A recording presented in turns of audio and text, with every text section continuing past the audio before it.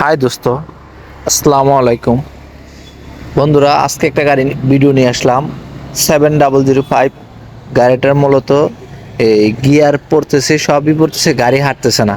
তারপর আমরা জোড়াবাক করলাম, জোড়াবাক করে দেখলাম যে সঙ্গীর মূলত সমস্যাটা হয়েছে সঙ্গীতে লক ছুটে গেছে।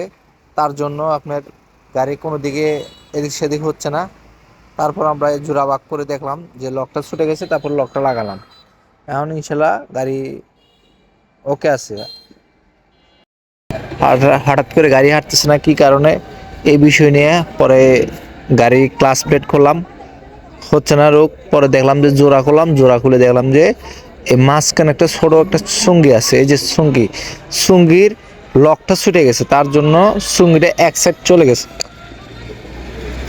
তার জন্য সঙ্গীটা লক ছোটার কারণে এখন সঙ্গীর ভিতরে দাঁত ভালো আছে, তারপরে এক সাইড চলে গেছে। যাওয়ার কারণে গাড়ি কোন দিকে হাঁটতেছে না। এখন কি গেছে মূলত কেউ ভালো করে বলতে পারতেছে না। আর আপনার টপ শেপের দাঁতগুলো খুব ক্ষয় হয়ে গেছে, তার জন্য লকে প্রেশার পড়ছে।